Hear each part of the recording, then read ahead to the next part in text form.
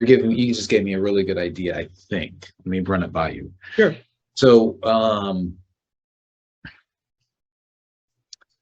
so Larry and I, we do our podcasts and we answer a particular question. Depending on the question, most of the time we go on for a while, maybe 20 minutes or so.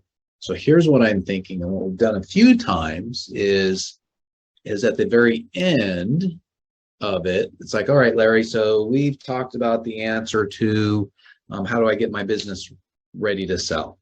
So let me summarize, Larry. Here's some of the key points we talked about, and then go through like the 10 points. Any further comments, Larry, on that? No. Okay.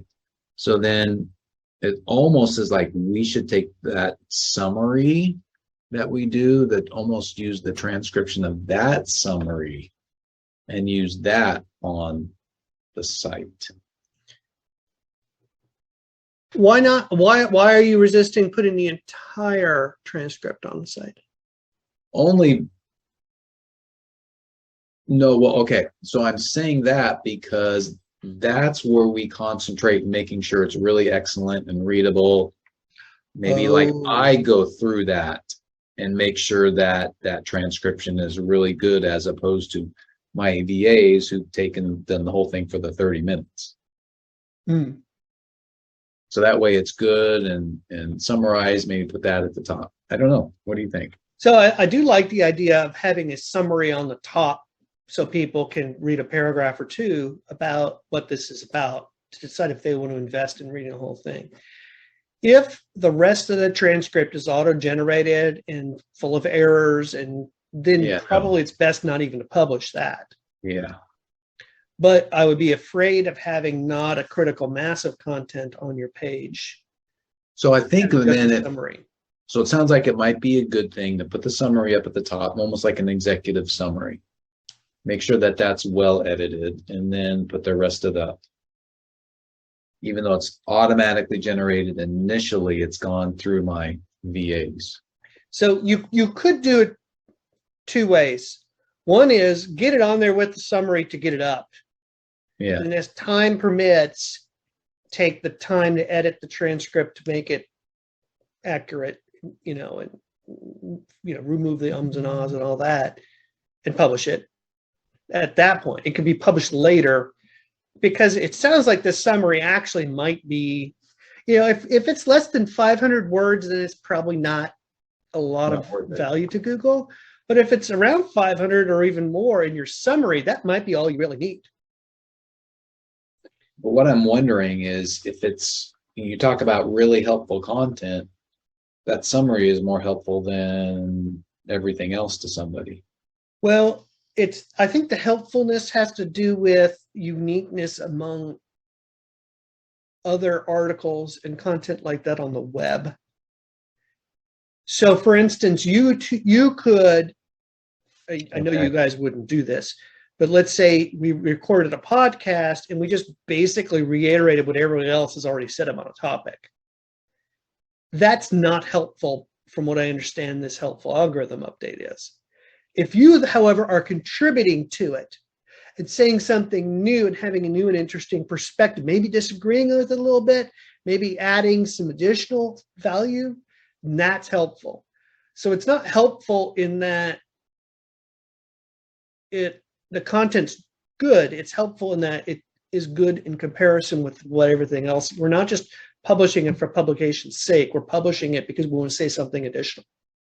So are we then better off putting in the time and, like you said, researching and seeing what are we better off putting in the time and saying, okay, here's what these 10 on this particular question, here's what these 10 sites are saying. Is there something that they are missing? And then saying, let's talk about what they are missing. That would be very helpful content. Yeah.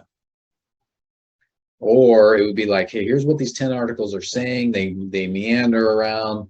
Here is, like, we're going to break it down and give you the quick summary plus a unique take. Just think about that. If we forgot about SEO, that would be immensely valuable. I mean, obviously it would be best to do that like every day, but You can't quality do that over every day. quantity, right? What if, So if you produced one less podcast because you needed that time to take this extra effort? That seems to me to be a good trade-off. So a lot of folks now, I mean, this has been going on for years. People say you got to put out content, put out content, put out content, put out content. And the attitude a lot of times has been within that quantity, you will get some quality. Right. So don't worry as much. It's like, you know, the typical example is, man, it's already 11:48 on my side. The typical example is, okay, let me back up. So there was a study done at some point. I can't remember which book was it. Talent is Overrated or whatever, where they put people in a ceramics class where they were making cups and vases and all that. And it turns out the best strategy for getting an A in the class was to produce a lot, because you needed that practice and then you could finally get the good one, as opposed to planning and really, you know, trying to take, you know, an hour on each little cup, as opposed to saying, I'm going to produce 10 cups. And by the time I'm done with this, I will get a really good one. So that's kind of been the strategy from a content perspective a lot of folks have talked about, right? Just keep going and going and going, as opposed to, let me research. Is that changing based upon what we talked about? Yeah, I think that's a great analogy. It's a great way to describe exactly what this is aiming for, right? Yeah, because I'll admit that I'm guilty of, as long as I produce content, one of them's going to be good. Yeah. And that's not what Google's going for. It's better to wait to do something good than it is to publish for publication's sake. Of course, the challenge is clients sometimes say, well, where's my blog post this week? Right? Or they have some arbitrary number in their head that in order to get SEO'd, I need to be publishing this much. We have to change that attitude. But I think most people will get the idea that it's better to have, you know, I don't know what the ratio is, one good blog post and 4 blog posts that just basically say the same thing everybody else does. I have heard some guys talking about it in the past, where they've done this. I don't know what there was some term that they used. It was like some amazing long blog post that became like the authority, because they put so much time and so much effort that Google ranked that one really, really high. Right. Yeah. I know what you mean. That's yeah, there is a whole name for that strategy a few years ago. And I guess what Google's saying today is you don't necessarily have to have a 5,000, 10,000 word definitive book on a page for it to rank. You just need to be saying something contributing to the conversation. Yeah. Right. You know, say something new, contribute. And it'll be really interesting to see how much content gets removed as people try to adjust for this algorithm, right? How many thousands of pages and blogs are just going to be killed off?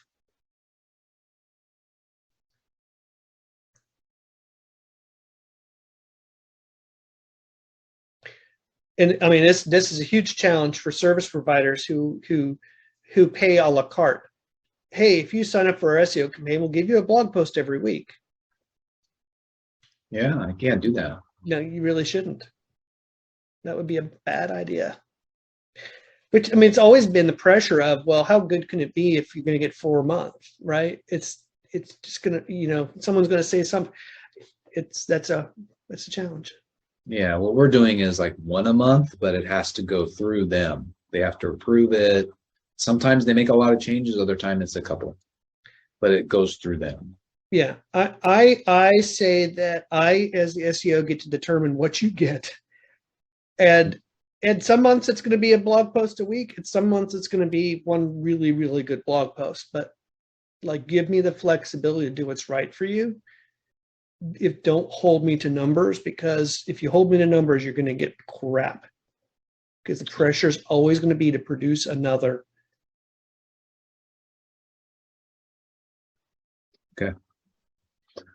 Okay. Well, that was a great discussion. That was a great question. It's fun too. I love this.